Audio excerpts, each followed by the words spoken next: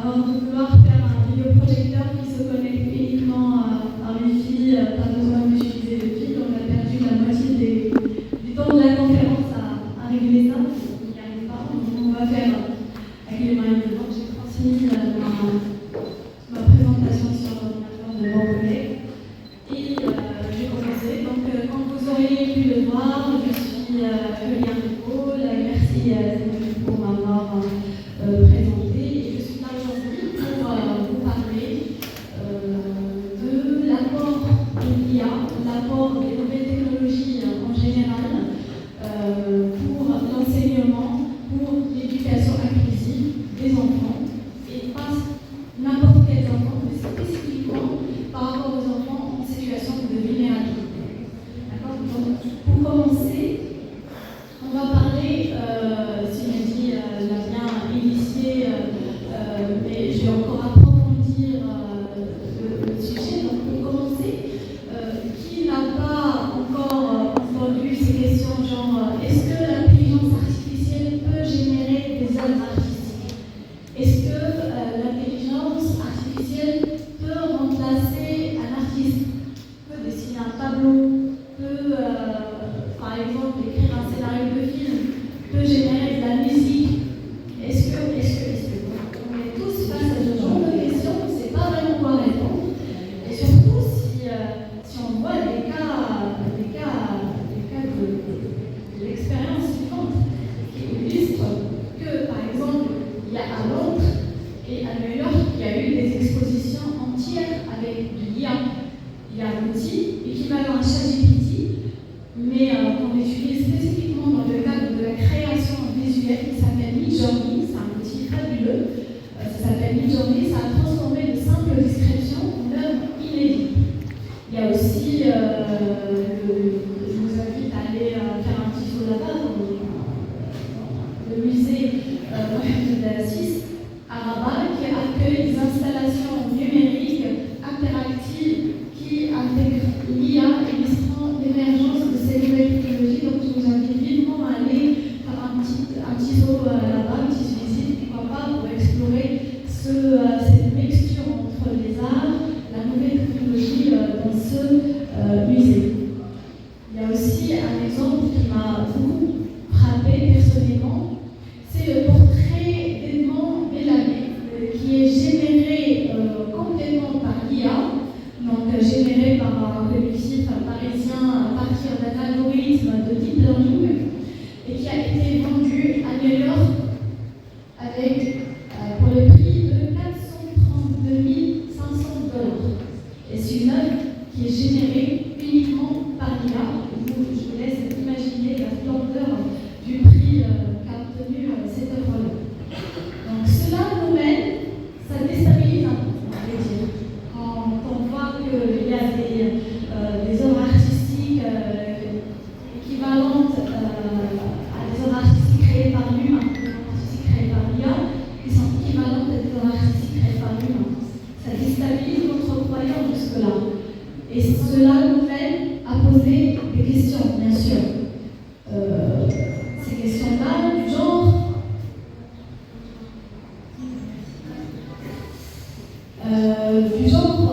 est-ce qu'il va falloir aujourd'hui, en 2025, éduquer nos enfants à comment exploiter ces IA pour qu'ils puissent en bénéficier le plus?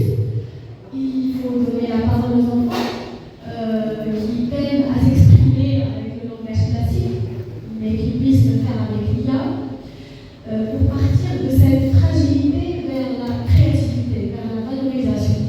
Donc transformer cette vulnérabilité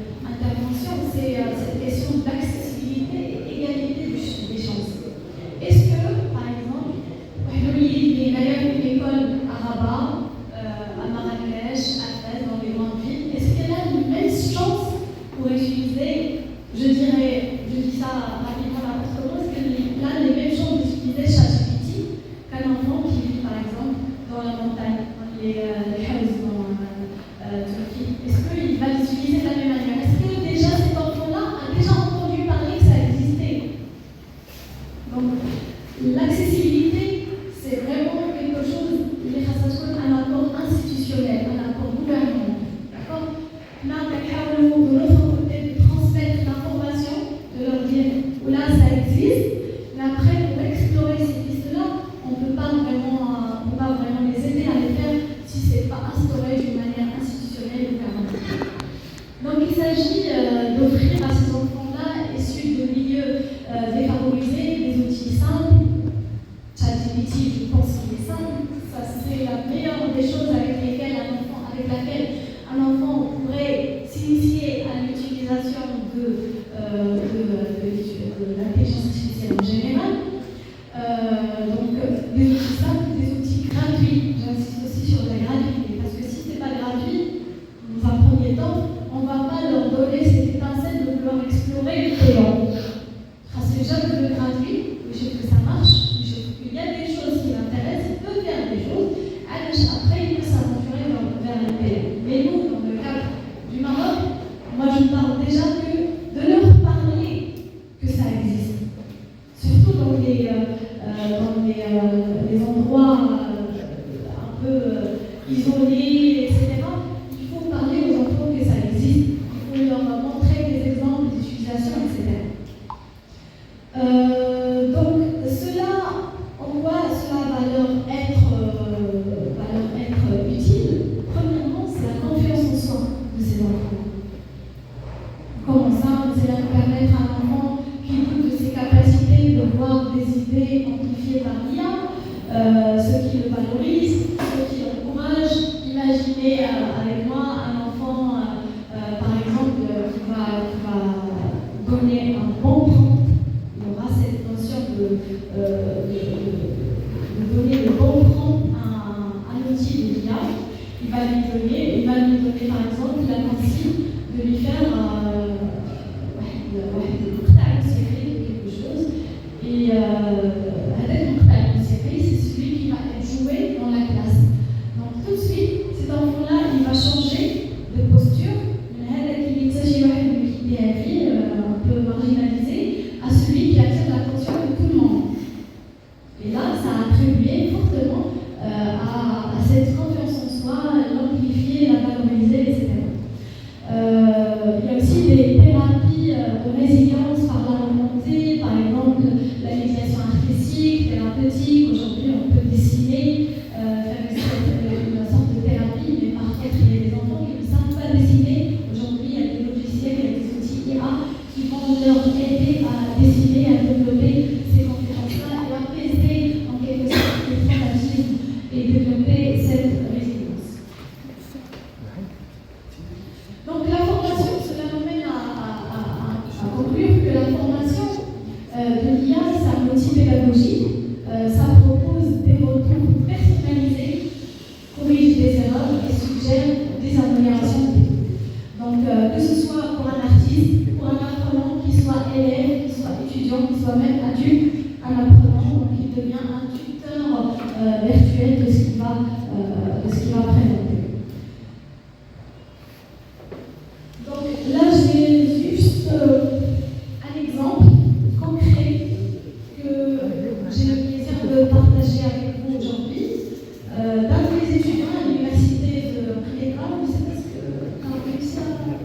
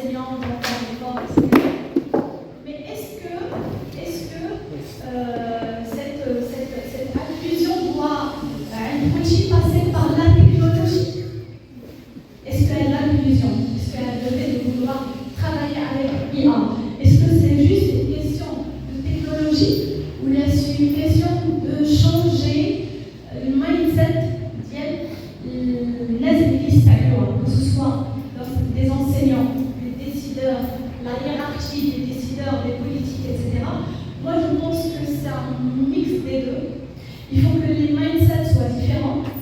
C'est-à-dire d'abord, je suis peut-être à un endroit isolé, je ne sais pas où je dis ça, parce que moi, je vais par exemple, Tishka, وجزات المغش وتقولوا غنستعملوا البيئة باش هذا الانفون اللي عنده مثلا ان باتوليان سا انفون qui a des difficultés ما كيشوفش الالوان ما كيشوفش الزرق ولا الحوايج داكوغ تقولوا له غادي يحتاج هاد الابليكاسيون باش يقدر يشوف الالوان بحال الفرد باش يقدر يقرا باش يقدر يجاوب على هاد ليكزارسيس est-ce que cet enseignant là et attention je ne dénigre personne je parle comme ça à l'abstrait cet enseignant là est-ce qu'il va avoir cette habilité, cette capacité de comprendre qu'il faut qu'ils utilisent bien pour qu'il arrive à être bien.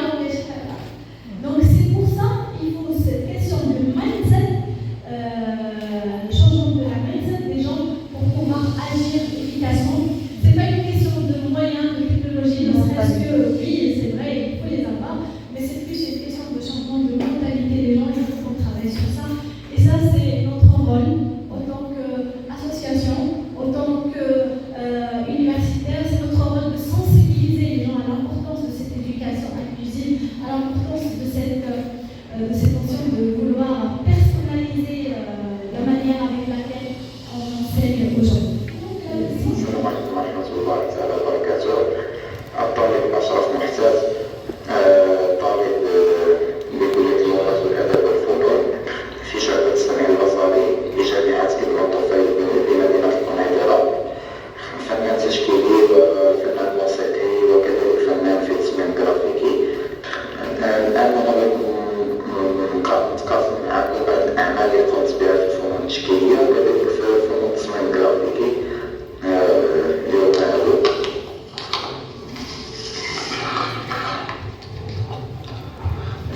الصورة الأولى اللي كتعبر على امرأة لابسة لباس ديالها مغربي بالحجاب والجلابة ديال الطبيعية ديالها في شارع مغربي قديم، وكانت يلاه جاية من السوق هازة مع الضفيفة ديالها كانت كتقطع كدير فيها التقطية.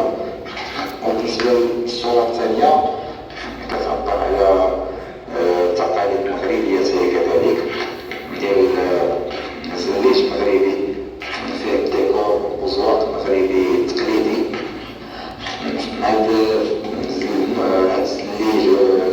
الزليج والديكور كيكون في الديور القدام، الديور المغربية القدام اللي هما الرياض تيكون فيهم هاد الزليج وهاد الزواق. وكما كتشاهدوا كذلك في الصورة زليج مغربي حدا الدار فيها أتاي وفيها أتاي البراد وكيسان وحليوات، يعني داكشي اللي معروف عنا حنا في التقاليد المغربية. وبالنسبة للصورة الثالثة صورة تعبيرية ديال امرأة، ديال امرأة التي ترقص، d'une femme qui est en train de danser avec sa robe. وهاد الصورة درت فيها الألوان بزاف، ألوان ديال الضوء لأن باش عطيت فيها نظرة جمالية. الألوان درتهم في لاغيير بلون، كذلك كما كتشوفوا درتها في لي برا ديال لاطا، كذلك لاروب ديالها باش تعطي واحد الضوء جميل يعني كرياتيف. وكذلك سي لابس تخيل لابس باش المهم مدينة عتيقة مغربية بالضبط، فيها زليج مغربي أصيل وراجل في شارع مغربي قديم وإنسان راكب على الحمار، يعني دايز بحال سقاية مغربية أصيلة.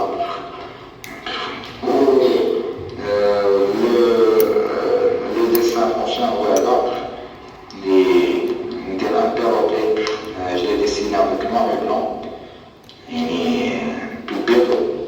وهذه وبالنسبة للأعمال ديال التصميم الجرافيكي كاين هو أول إنجاز أنجزتو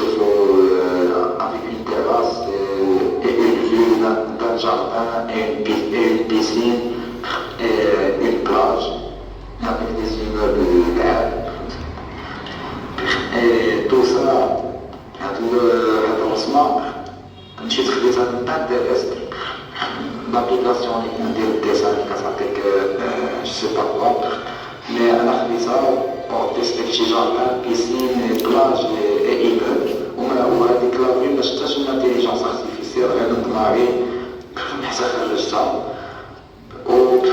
وهذا سي ان اونتر اكزرسيس ديال لاركتيكتور ديكستيريور باش نسترب juste pour s'entraîner à les lignes de perspective, les dimensions, etc.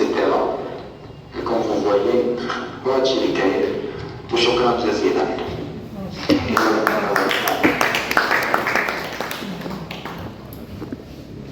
Donc c'était Ashraf et pour faire son travail sur tablette graphique, sur tout ce qui est logiciel, on a communiqué avec lui, comme c'est qu'il avait des messages, il avait des bugs de logiciels, etc. Où justement juste un petit témoignage, c'est pas pour me jeter les fleurs, mais quand je parlais de mindset qui doit changer, des mentalités, du moment qu'on a toujours des enseignants, des éducateurs, qui ne donnent pas vraiment cette notion d'éducation personnalisée.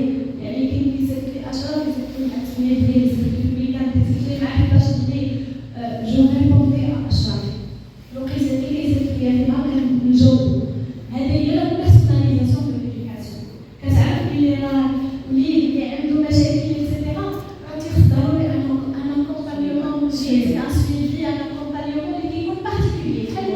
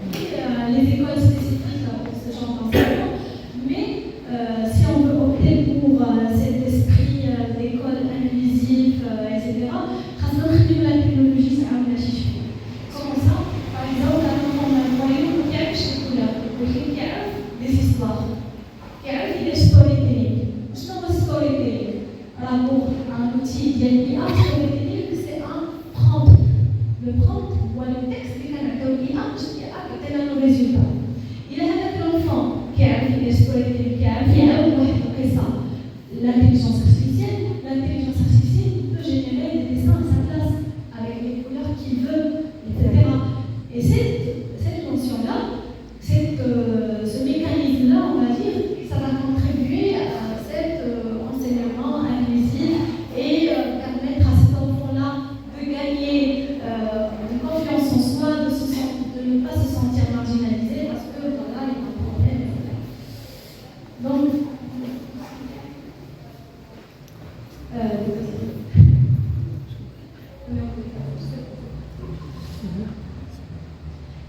Il y a aussi cette notion très importante du moment que moi, mon travail principal avec CIMEDI, c'est on enseigne le gaming à l'université, les jeux vidéo. D'accord. À l'université, elles n'ont pas si elles ont, التاكسي كان غيدير الدرايف كان غيدير معرض ديال الالعاب الالكترونيه اللي كان هنايا في البحر ويقول لي كاين معرض الالعاب الالكترونيه سمعت على الفؤاد قال لي شنو كدير في الاستاذ قال لي كتقري الالعاب الالكترونيه فؤاد قال لي كتقري فري فاير وبابجي حتى هو قالوا لي يقول لها حاولي ولا خفيت mais c'était vraiment très sympa et c'était interpellant parce qu'aujourd'hui voilà on commence à on réfléchit d'une manière un peu bizarre par rapport aux autres mais la c'est comme ça qu'il faut procéder. Il faut accompagner ces jeunes-là. Les jeunes ils sont attirés par le gaming, par tout ce qui est jeux vidéo, donc il faut leur proposer des jeux vidéo qui vont leur aider à comprendre une matière, qui vont les aider à travailler par exemple les cours d'histoire, les cours de géographie, etc. Ça c'est le serious game. Mais avec mon collègue CIMEDI à l'université, on ne leur apprend pas à jouer des jeux pour apprendre des matières, mais on leur apprend à concevoir des jeux vidéo. C'est à développer des jeux vidéo grâce aux algorithmes, à l'IA, au design, à la musique. Donc c'est vraiment un domaine très pluridisciplinaire qui va aider les enfants à acquérir cette culture pluridisciplinaire et à être insérés dans le marché du travail d'une manière très efficace et très vite.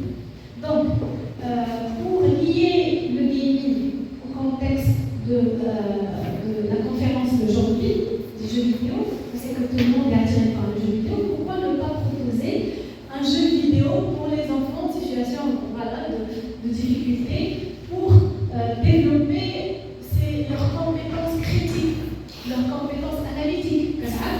Même parce qu'il y a au Minecraft PUBG, parce que je vois le but, soit Maïmouch, soit etc. Et à travers ces jeux, ils développent des compétences qui sont incroyables. Ils sont des compétences incroyables à analyser, à agir, à faire la gestion des ressources. Si vous voulez qu'elle a des munitions, etc. Et tout ça, ce sont des compétences incroyables. Ils n'auraient tellement jamais le marché d'emploi. Là, aujourd'hui, on peut les apprendre aux enfants grâce aux jeux vidéo. Donc ça, c'est quelque chose de très important. Donc là, la confiance en soi, j'ai donné, je pense, pas mal d'exemples là-dessus. Et voilà, donc ça nous mène à cet aspect-là d'adopter tout ce qui est pédagogie humaniste. La pédagogie inclusive, la pédagogie humaniste. Ça veut dire auparavant être humain dans notre travail, être humain dans ce qu'on enseigne aux enfants, etc. Donc voilà, c'est une question facile parce que je suis arrivée à la conclusion. Donc voilà, j'ai justement celui-là. Voilà, j'ai fini avec une phrase qui m'a un peu, pendant que j'étais en train de préparer cette intervention, j'ai trouvé une phrase frappante: offrir des possibilités là où l'on croyait qu'il y en avait plus. Les chances de savoir que ça existe. Après les chances. Les enfants d'aujourd'hui,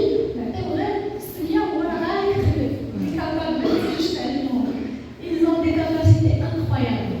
Donc là, marginalisée, en situation de précarité, situation vulnérable, etc., il faut juste leur montrer que ça existe, qu'on peut faire des choses, etc.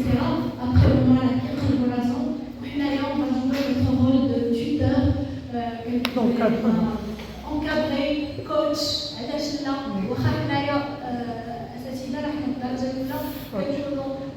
accompagnateur, وهذا الشيء كيكون سواء